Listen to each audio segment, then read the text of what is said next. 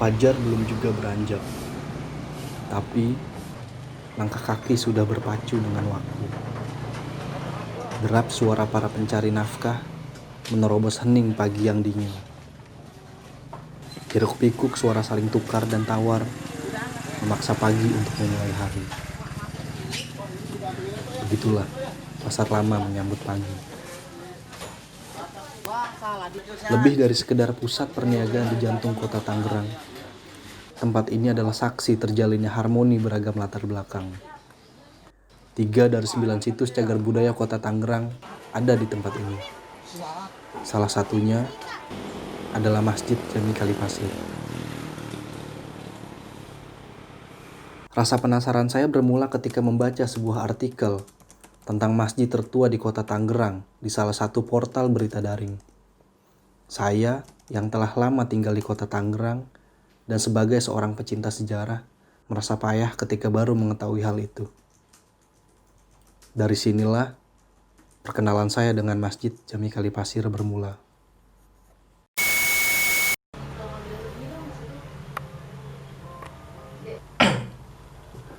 Setelah saya berselancar mencari informasi awal tentang sejarah Masjid Jami Kalipasir, akhirnya saya memutuskan untuk mengunjungi masjid itu bersama beberapa rekan di komunitas.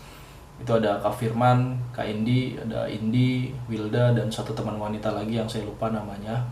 Semoga kalian sehat semua dimanapun berada.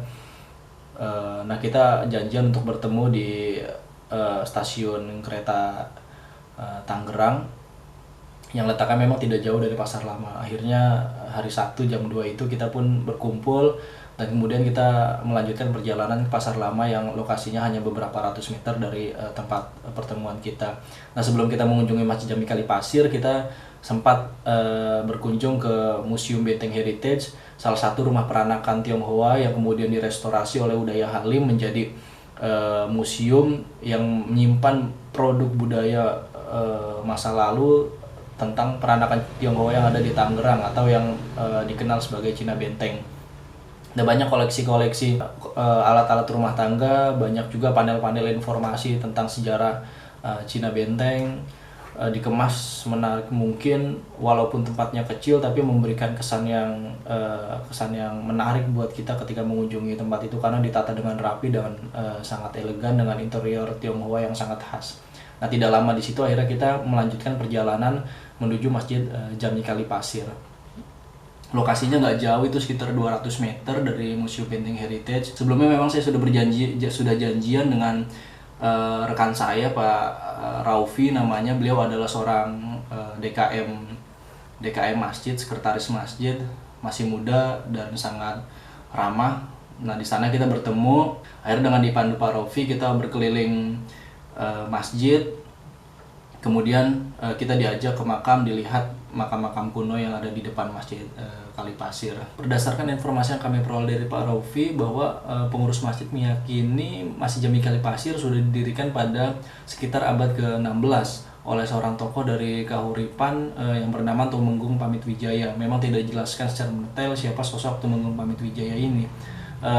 Mulanya masjid ini merupakan sebuah petilasan yang kemudian dibangun sebuah bangunan dengan material semi permanen yang diperuntukkan sebagai tempat ibadah dan kegiatan sosial. Namun dalam penetapan Plang Cagar Budaya bisa kita lihat bahwa Masjid Jami Kalipasir didirikan tahun 1700-an. Banyak versi memang tentang pendirian Masjid Jami Kalipasir ini. Memang hal ini didasari pada belum didapatkannya sumber-sumber tertulis yang memberikan informasi secara mendetail tentang sejarah Masjid Jami Kalipasir. Nah, saya jadi teringat satu karya historiografi kolonial karya Dr. Frederik de Haan, itu judulnya Priangan De Bringer Regenschappen onder het Nederlands Bestuur. Nah, dalam karyanya itu de Haan mengutip beberapa resolusi dan register yang menjelaskan, memang tidak menyebutkan secara spesifik tentang Masjid Jami Kalipasir, tapi menjelaskan tentang beberapa peristiwa politik yang terjadi di sekitar wilayah Tangerang atau wilayah yang kala itu menjadi tapal batas antara Kesultanan Banten dengan VOC. Dalam Dag Register tertanggal 4 Maret 1680 disebutkan bahwa pemimpin Tangerang kala itu adalah Raden Arya Sutadilaga, yang merupakan utusan Kesultanan Banten yang kemudian memilih bekerja sama dengan VOC. Nah, inilah menjadi satu peristiwa mengapa kemudian ada komunitas Muslim utusan Kesultanan Banten yang ada di tepi timur Kali Cisadane. Meskipun saya rasa sebelumnya sudah ada, tapi kalau kita melihat utusan Kesultanan Banten itu sebenarnya lebih banyak bermukim di wilayah tepi barat, karena tepi timur menjadi wilayah kekuasaan VOC kala itu. Pada tahun 1682 kemudian Arya Sutadilaga diangkat sebagai Bupati Tangerang pertama yang wilayah pemerintahannya itu ada di antara Kali Cisadane dengan Kali Angke.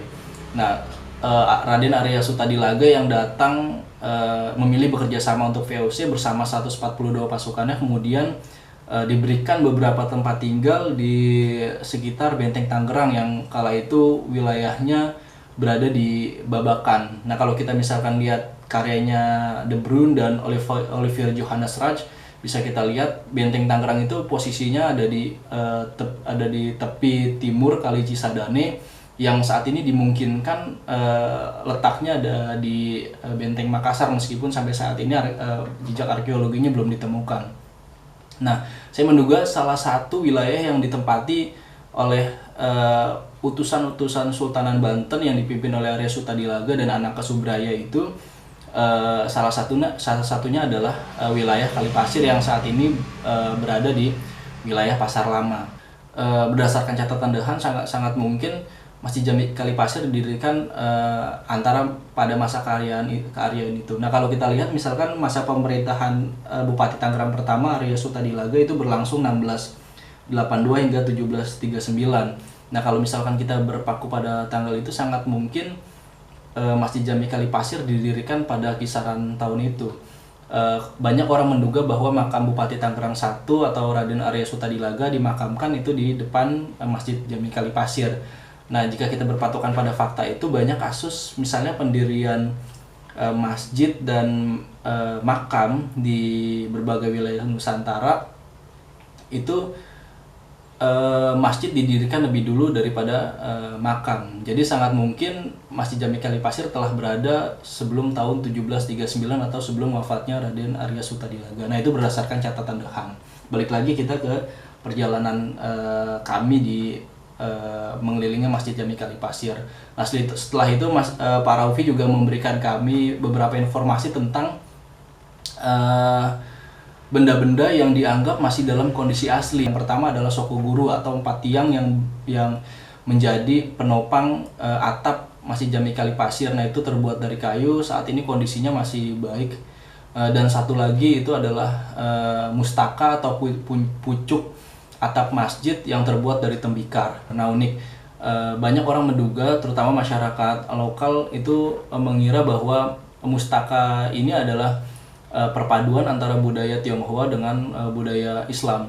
Namun kalau kita melihat beberapa fakta sejarah, misalkan bisa kita lihat dari beberapa masjid di wilayah yang memiliki pertalian dengan Tangerang seperti Cirebon dan Sumedang.